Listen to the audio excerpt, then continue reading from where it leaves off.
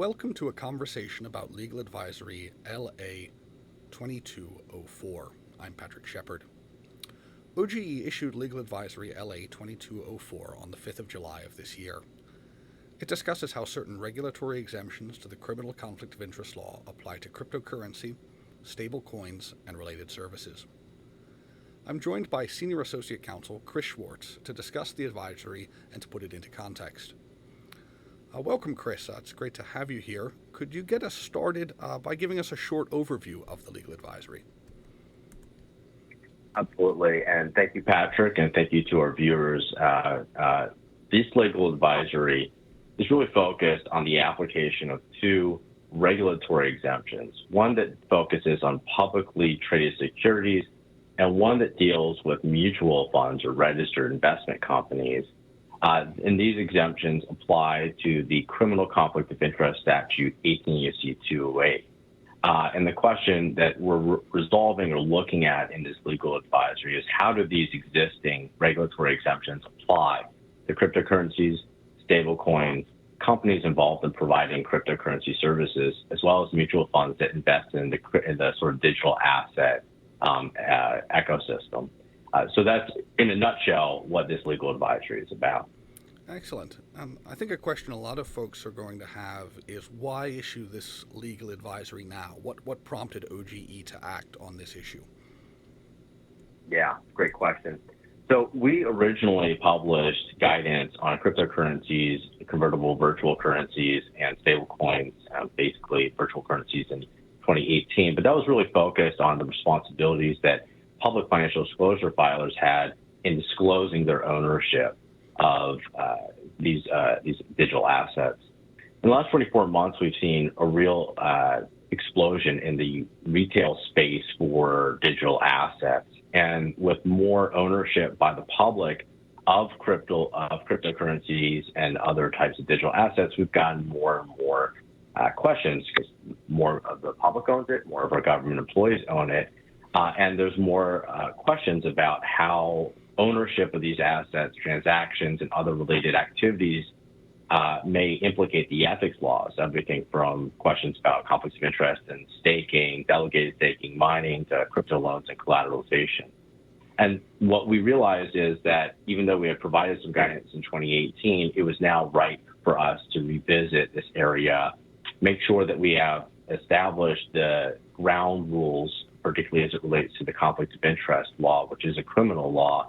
And that way there's no misunderstanding, inconsistency about how agencies and employees understand the law as it exists, and that everybody's on the same page.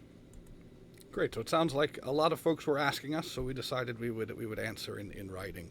I think that's often how our work is driven. You mentioned the criminal law, and I know we always have a number of people who are new to the practice of ethics who are joining us for these conversations. I'm wondering if you could set up for us the legal framework in which we're operating here. What are the laws that we're talking about? Absolutely happy to do that. So I think it's also helpful at this point to just note this legal advisory is not a new rule or regulation. It is an interpretation of a statute that was passed in 1962 and some regulations that were passed in 1996 and amended a few times since that time. But the statute that we're discussing was passed in 1962, prevents employees from participating in any particular matter in which they have a financial interest. And the law is fundamentally agnostic about how that financial interest arises. If you can gain or lose from a government action, the end result is you're precluded from, under this law, from participating. Congress decided not to include any real description of the types of things that were covered from, stocks, bonds. It's really agnostic as to that financial interest. And they also decided not to include any substantiality element. They actually debated whether they should require that there be a substantial financial interest in the matter, but they decided against it. Rather, they decided that they were going to give exemptive authority to agencies and OGE to waive the law in circumstances where there was a not substantial financial interest, or that substantial interest was really inconsequential or remote. So the first circumstance, and really what we're discussing in our legal advisory, Congress provided us the authority to waive the conflict of interest law for all employees or a class of employees where we've determined that a financial interest is too remote or inconsequential to affect the expected services of all of those employees across any number of particular matters. That's a fairly high standard. And to provide this exemptive relief, we have to publish a regulation in the Code of Federal Regulations. Again, most of those, including the ones that we'll be talking about today, were initially passed in 1996. And although we've updated them as time goes on, we haven't done any regulatory actions that include cryptocurrencies or stablecoins specifically. So the two that we talk about in this legal advisory are publicly traded securities, think stocks that trade on the NASDAQ, and mutual funds. No, great. That's very helpful to get oriented within our legal and regulatory framework. So it sounds like one of the first major points here is that OGE has a long-standing exception since 1996 that deals with publicly traded securities. And what we're kind of saying is that cryptocurrencies and stablecoins aren't publicly traded securities for that purpose. Is that kind of a correct understanding? Yeah, absolutely. That's right. The first point in this legal advisory is that cryptocurrencies and stablecoins are not publicly traded securities, and therefore that de minimis exemption for publicly traded securities that allows employees to hold a sort of a small amount of publicly traded securities and not be disqualified from working in matters that would affect the companies that issue those securities, that doesn't apply. And we actually hinted at this result in our 2018 legal advisory, but we didn't really flesh it out and get into the analysis too much. But that is the first point in this legal advisory. Great, and I'm not sure you'll be able to answer this question, but it occurs to me, why isn't there a de minimis exemption for these assets? Yeah, so I think that's a really good question. And again, I think I want to refocus back here that we're really talking about, in this legal advisory, we're talking about the existing law right now. As you know, in 1962, that was about 8 or 9 years before ARPANET, which was the predecessor to the internet. So clearly, when Congress was passing this, they weren't thinking cryptocurrencies. In 1996, that was the same year as the updated Telecommunications Act, the first time I think that really the Congress was even starting to think about the internet. And again, that was years ahead of cryptocurrencies and stablecoins. And so when you're looking at these historic laws, there's no way that at the time OGE was thinking or Congress was thinking about these types of assets. But to get back to the way that the law works, obviously, when you're looking at the application of these exemptions, you have to think, what does the law say?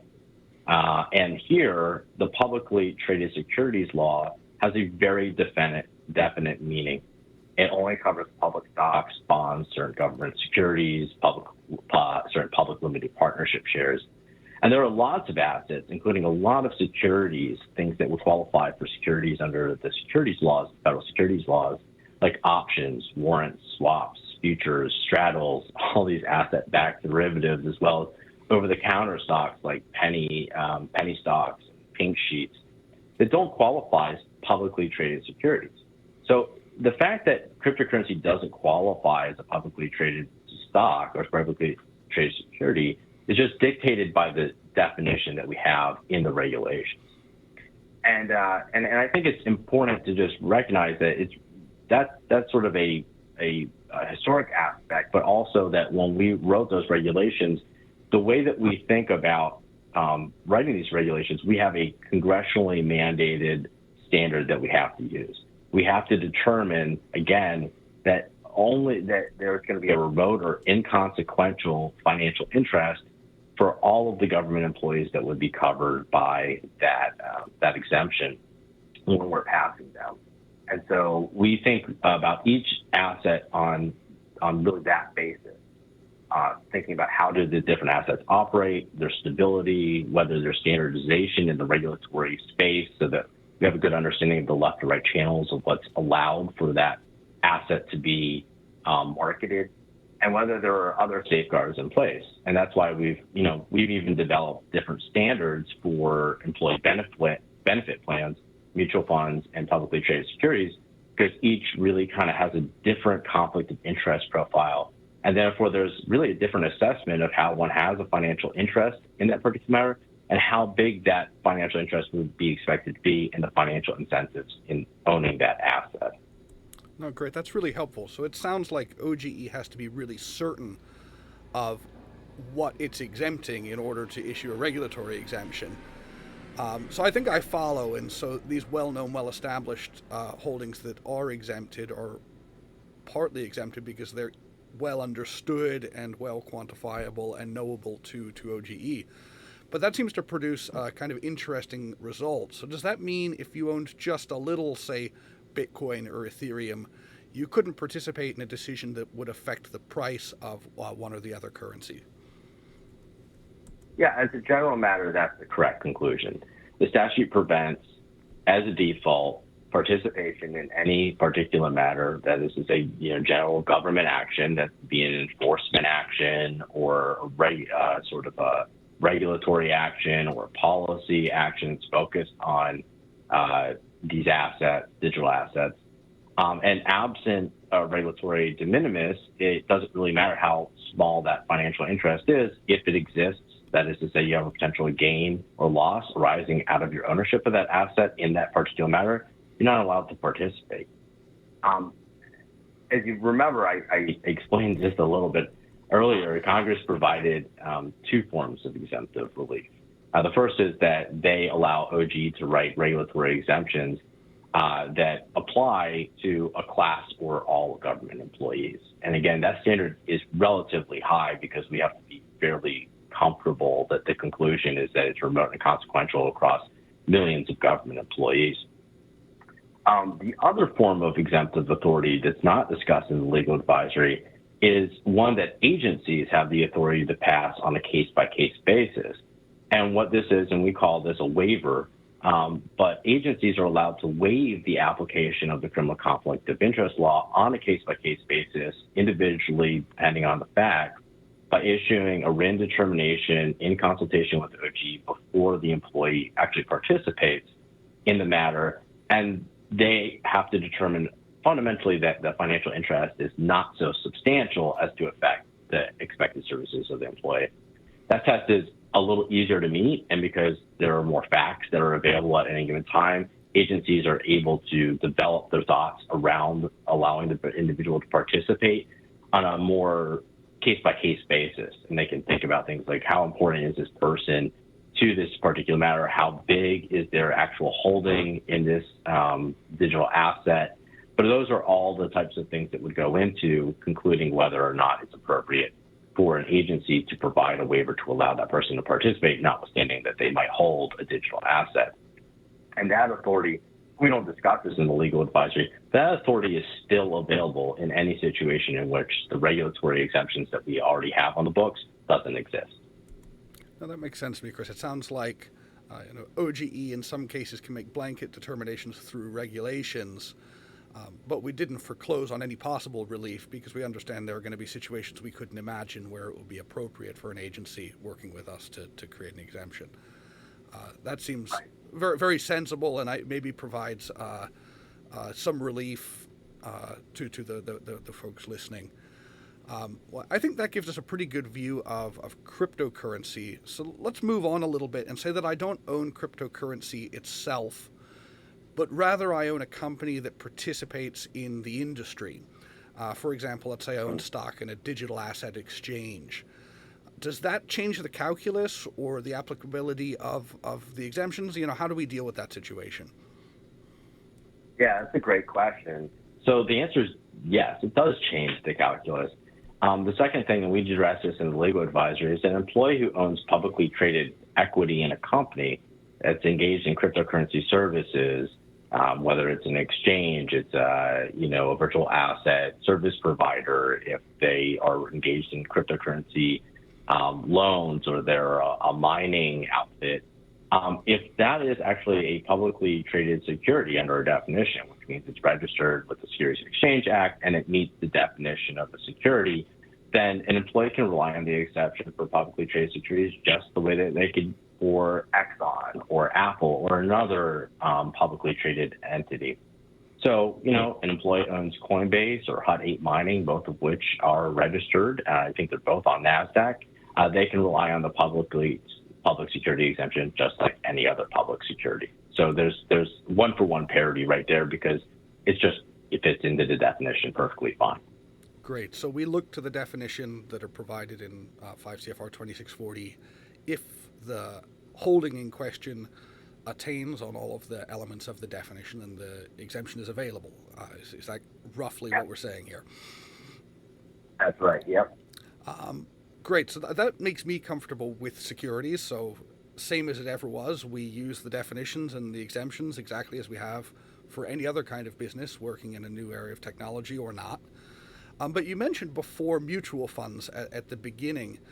Can you talk a little bit about what happens if I own, say, a mutual fund that is invested in cryptocurrency derivatives like futures?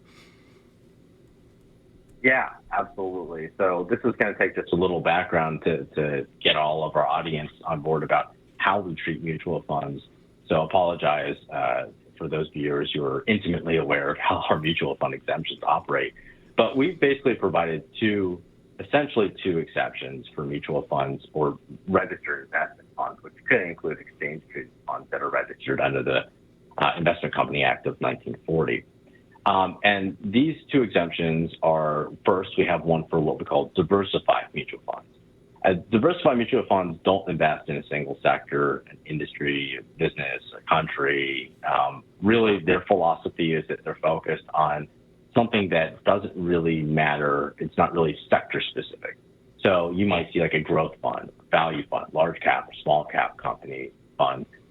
Their focus is an investment on a sort of a philosophy that really is not driven by any industry or sector. And then ultimately if you look at the way that they invest, they diffuse their investments across sectors. So we've always seen the impact on any particular matter that a government employee may be working on that could hit one of those companies as really having a real diffuse impact on the value of the diversified mutual fund. And so we've provided a per se exemption for diversified mutual funds. On the other hand, some funds invest in just a single industry or sector. And these are what we call sector funds. Because they reflect an investment in a pool of assets and not just one asset. We do have a de minimis for particular matters. And what we're looking at here is a little bit different than what we're looking at for the securities exemption because you have a lot more that you own. So there is a de minimis here. It's $50,000. And then over that, you can't claim safe harbor. But because these are more narrowly focused on a single sector, we don't provide that per se exemption because it's a lot less diffuse of participation and the impact on the sector versus something like every company that's a large cap company. Right, and so these apply to all mutual funds, correct? We're not just talking about this particular sector.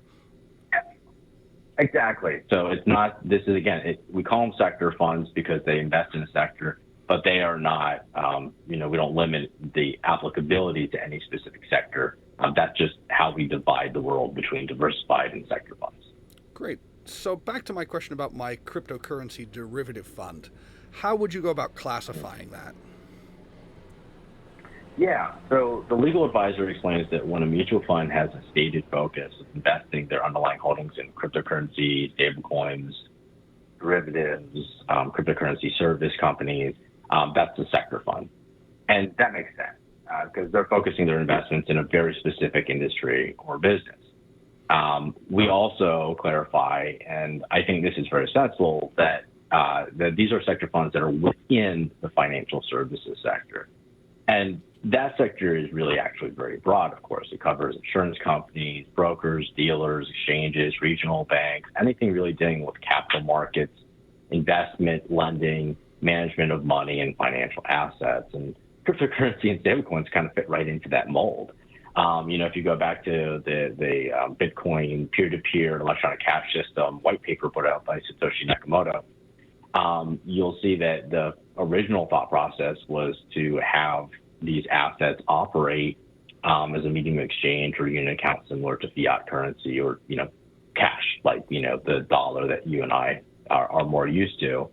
And so that's one of their stated purposes. But then also in reality, we also see quite a bit of investment in cryptocurrencies as a sort of speculative investment, much like other financial products. And so we thought they fit really classically within the financial services sector. And I guess, sort of walk a little bit back from what you said. Let's say that your fund was invested, not in cryptocurrency derivatives, but was actually focused on companies that would use or benefit from blockchain technologies. Depending on how that prospectus is written, that fund might actually be diversified. And the reason is simple, because that type of horizontal cut across sectors is very different than a vertical cut from within a sector or subsector. So, when you're thinking about within a sector, cryptocurrencies would be within the financial service sector. But there are lots of companies that can use or might be interested in what blockchain or blockchain technologies, the distributed ledger technologies, can provide a service and enhance the way that they do business. So it may be a transportation company that's looking at ways to engage in supply chain management, or agricultural companies that want to track agricultural products life cycles, or energy companies, or even consumer retail that just have an interest in how blockchain technology may make their business operate in a way that they see as more efficient or effective. And all of those companies may use or benefit from blockchain technologies, and there may be a mutual fund that says, we're investing in all of these different types of companies that are across all these different sectors because they could use or benefit, and that's sort of a thematic unification of those assets. But if you take a step back, you realize really this is really broad investment across different sectors. And so we've decided, and that's also in the legal advisory, that depending on how it's said, but if the actuality is that they're invested across a large number of sectors, that's going to be diversified, just the way that a large cap fund would be as well. Great. So I'm sensing a pattern here, which is that we have to look at what the item actually being held is, and then look carefully at the definitions in the exemptions. So with securities, we have to make sure we attain all of the various elements of the securities definition. With mutual funds, we have to look at the investment strategy itself. If we're vertical in the financial services world, it's probably a sector fund. If it's horizontal across industries, we may be diversified. But there's another element here in the mutual fund exception, right? There's a registration requirement. Is that correct? That's right. Exactly. So, and this is exactly the same with the securities question. There is a definition of mutual fund, and it includes only those entities that are registered investment companies under the Investment Company Act of 1940. So there are some mutual funds that exist now that are focused on cryptocurrency derivatives. So like ProShares Bitcoin Strategy ETF or BitGo is covered because it's registered, whereas something like Grayscale Bitcoin Trust is not, because it's not registered. Great. So again, look to the definition. Registration is a requirement. We have to find out if these things are registered in order to qualify for the exemptions. So new items, same processes in a lot of ways. And I want to ask you another question that seems to be a perennial question when we're talking about conflicts of interest and financial holdings, and that is about adverse effects on recruitment and retention of federal employees, because you're placing a burden on them by making it more difficult or presenting hurdles for them holding certain kinds of assets. Do you have any sort of thoughts on that issue? Yeah. So first I want to make clear, one, this is not a new law or regulation. So OG is not taking a position on whether digital assets in general or in particular are good or bad, whether employees should own them, any of that. This is an application of existing law. The other thing I would say is recruitment and retention and knowledge and skills issues, what you might call human capital, and the balance with conflict of interest has always been a challenge. It's been discussed in the 1962 law that we talked about, that's actually where the statute that undergirds all of our discussions today, that was passed in 1962, and Congress discussed recruitment and retention as part of that legislative investigation as they're thinking about passing that bill. They discussed it again in 1978 when passing the Ethics in Government Act, and again in 1989 when passing the Ethics Reform Act. And so it's always been an equity that Congress and, quite honestly, OG thinks about when we're engaged in the policy side. And ethics officials and OG were called on to balance that, because at the end of the day, what we really want is those knowledge and skills. We want somebody to come in that knows a lot about the field, that really understands what's going on, so they understand the impact and implementation. And of course, those are the things that human capital officers and others are looking for. But what we, as the public, don't want is we don't want the financial entanglement. And so we at OG, over many, many years, have gotten good at working with people who are coming into positions to identify ways that they can remove the financial entanglements, but we can do that in a innovative and thoughtful way that helps us actually get the people that have the knowledge and skills that we want. And that, of course, has not been limited to cryptocurrency or stablecoin holders. Anybody who's coming from the energy field or, financial services, they may have ongoing financial entanglements because, companies give, as part of their benefits packages, oftentimes equity or long-term equity or deferred compensation packages that involve investments in those companies. And so it's not a new question at all. Ethics officials are always called on to work through these sticky issues to help resolve the financial conflicts of interest, but also making sure that people can come in and share their knowledge and skills with the government. And this is definitely something that we're going to keep in mind as we go forward in this space. No, actually, Chris, I think any of us who have participated in new entrant financial disclosure and helping people come in from industry, we know that there are often steps that people need to take in order to avoid conflicts of interest, and it sounds like this is no different. Well, we really appreciate you taking the time to help us better understand the legal advisory and the surrounding issues and the legal framework. And we're very grateful to all of you watching out in the field, and we hope you found this to be helpful, and we look forward to talking with you again very soon. But thank you again, Chris, for taking the time to join us. Absolutely. Thank you all. Thanks, Patrick.